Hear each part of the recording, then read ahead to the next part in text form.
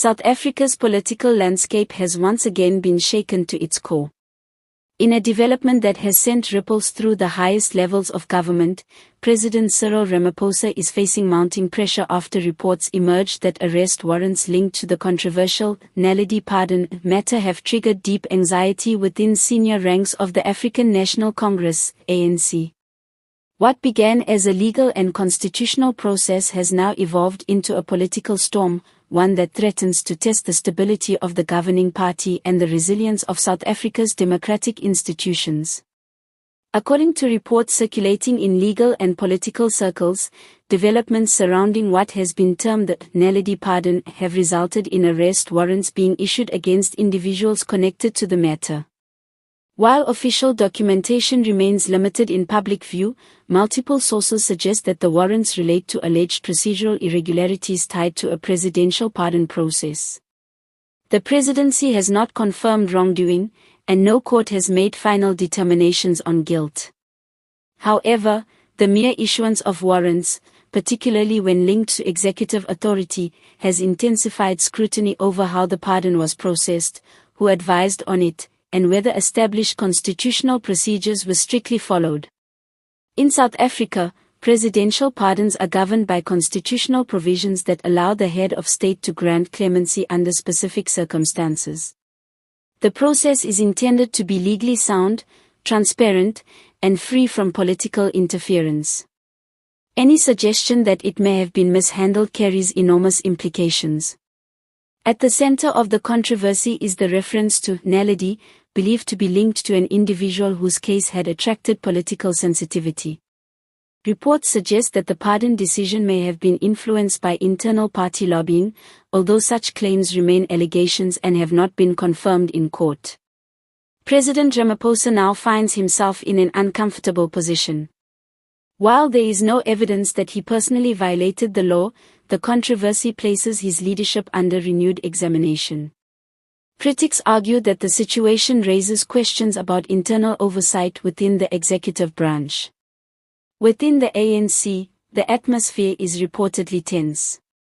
Senior leaders are said to be concerned not only about legal consequences but about the reputational damage ahead of upcoming electoral cycles. The party, already navigating public frustration over economic challenges, service delivery issues, and governance concerns, can ill afford another high-profile controversy. South Africa's democratic framework is built on strong institutions, including the judiciary, the National Prosecuting Authority, and independent investigative bodies.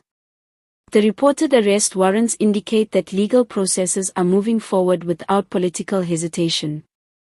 Observers note that this demonstrates the continued functioning of constitutional checks and balances. At the same time, it exposes fault lines within the ruling party.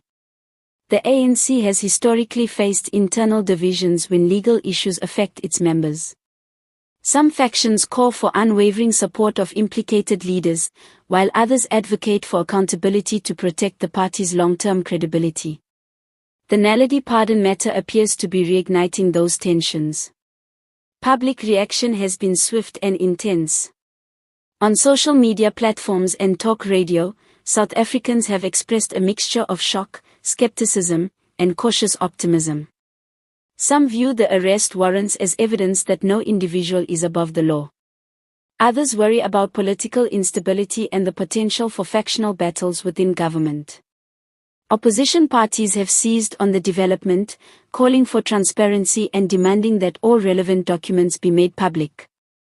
Parliamentary oversight committees may soon request briefings to clarify the timeline and decision-making process surrounding the pardon.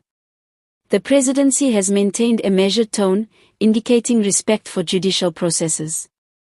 Political analysts say this cautious approach is designed to prevent escalation while avoiding any perception of interference.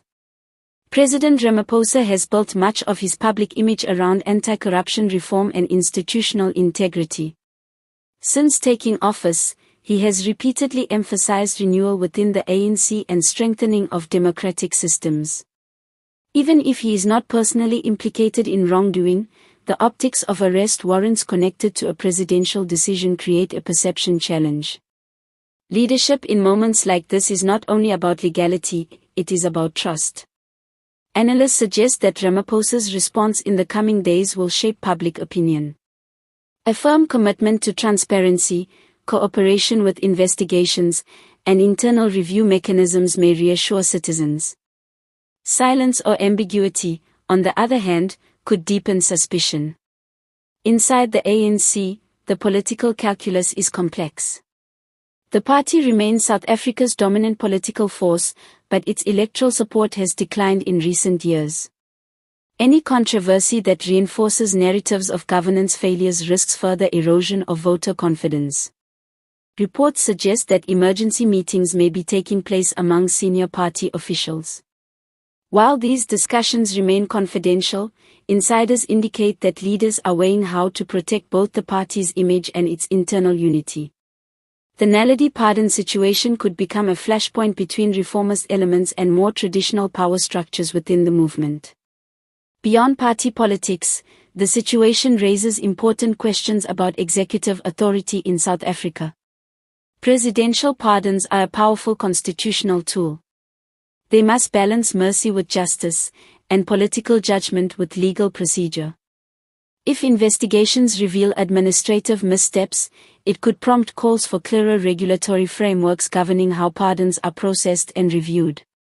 Legal scholars may push for enhanced transparency measures, potentially requiring published advisory opinions or independent oversight before clemency is granted. Such reforms would not necessarily weaken executive authority, but they would formalize safeguards designed to prevent controversy in the future. The immediate next steps will depend on court proceedings and official communications from law enforcement authorities. If individuals named in the warrants appear before court, the matter will transition from political debate to legal adjudication. Until then, uncertainty will continue to shape public discourse. Markets and investors often monitor political stability closely. While there has been no immediate sign of economic disruption, prolonged controversy can affect confidence, especially in a country already grappling with economic headwinds. Political observers emphasize that South Africa's institutions have weathered crises before. From state capture inquiries to parliamentary battles, the constitutional framework has demonstrated resilience. The question now is whether the Naledi Pandor controversy will become another chapter in that ongoing test, or whether it will mark a deeper shift in political dynamics. For President Cyril Ramaphosa, the coming weeks may define not just a single term, but a legacy.